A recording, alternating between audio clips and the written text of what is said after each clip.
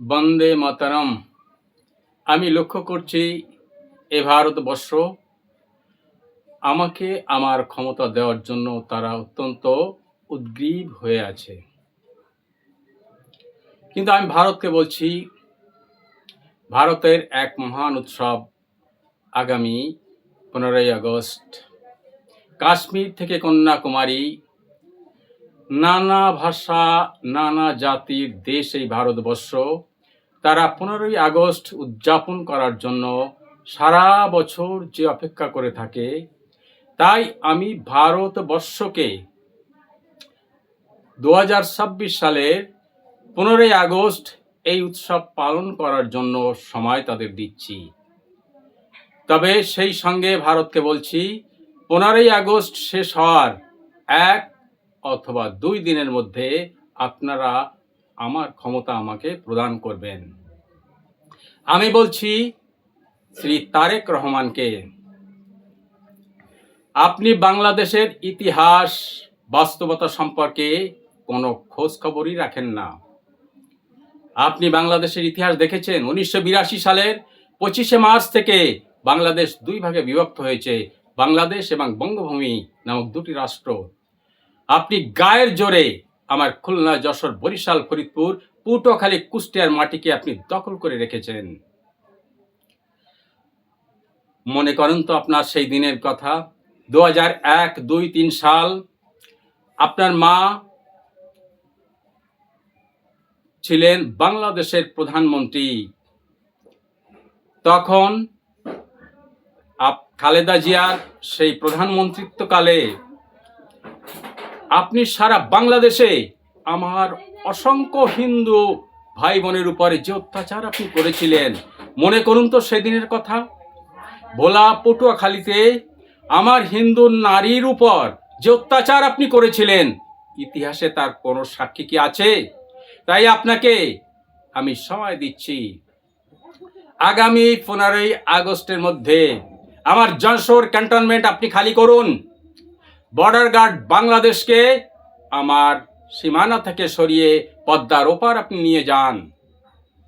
আমি লক্ষ্য করছি বিশ্ব নেতৃবৃন্দ তারা আমাকে ক্ষমতা দেওয়ার জন্য তারা বিভিন্নভাবে প্রচেষ্টা চালাচ্ছেন। আমি বলছি চীনের প্রেসিডেন্ট শি জিনপিং, রাশিয়ার প্রেসিডেন্ট ভ্লাদিমির পুতিন, আমেরিকার প্রেসিডেন্ট ডোনাল্ড ট্রাম্প, ফরাসি প্রেসিডেন্ট ইমানুয়েল ম্যাক্রো,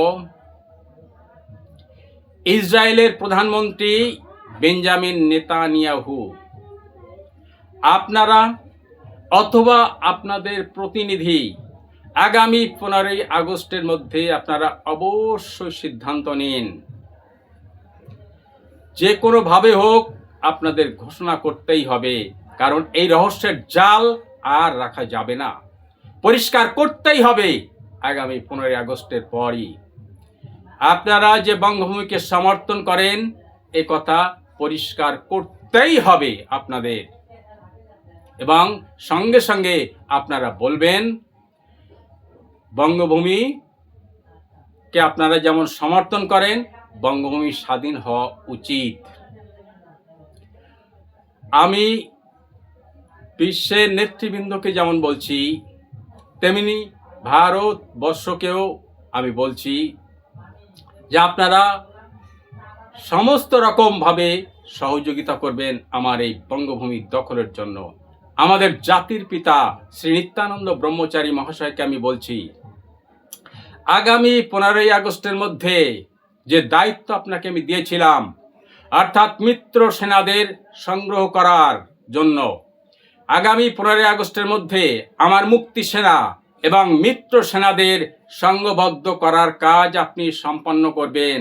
এবং আপনাকে আমি পরিষ্কারভাবে বলছি, 15ই আগস্টের পরেই আপনাকে যুদ্ধক্ষেত্রে অবতীর্ণ হতেই হবে।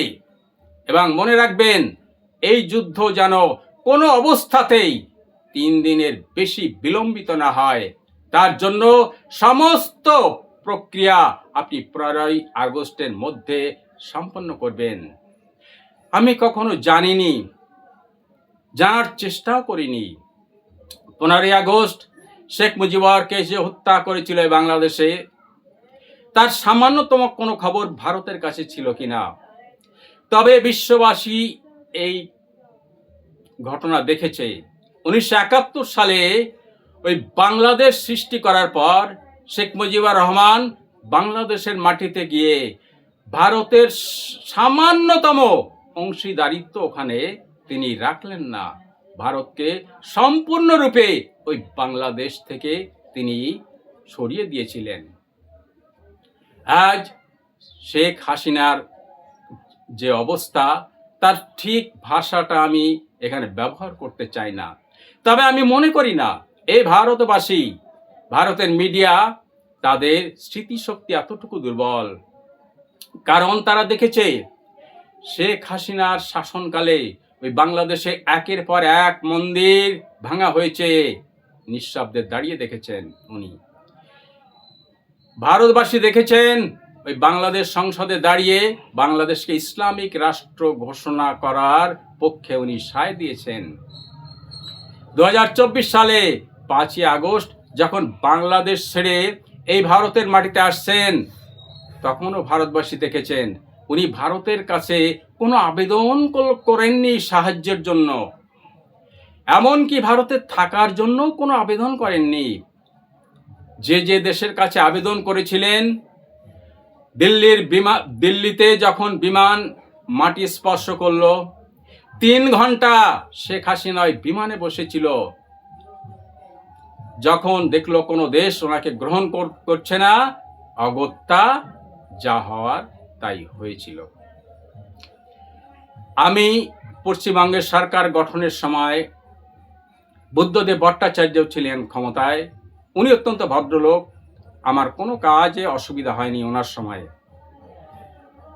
মমতা বন্দ্যোপাধ্যায় যখন ক্ষমতা এলেন, ওনার প্রথম এবং প্রধান কাজই ছিল আমার বঙ্গভূমিকে দখল করা, সম্পূর্ণ অনৈতিকভাবে, অসাংবিধানিকভাবে। তাই আজকের মুখ্যমন্ত্রীকে আমি অনুরোধ করছি, আবেদন করছি শুভেন্দু অধিকারী মহাশয়কে, যদি সম্ভব হয় বিধানসভায় সর্বদলীয় প্রস্তাব এনে বঙ্গভূমিকে সমর্থনের কথা আপনি ঘোষণা করুন। যে পাপ মমতা ব্যানার্জি করেছিল, সেই পাপ অন্তত পশ্চিমবঙ্গের বাসী হিসাবে, পশ্চিমবঙ্গের মানুষ হিসাবে আপনি সেই ঋণ পরিশোধ করুন। আমার মুক্তি সেনাদের বলছি, তাকিয়ে দেখো তোমার মা শৃঙ্খলিত। স্মরণে রেখো জননী জন্মভূমিশ্চ স্বর্গাদপি গরীয়সী।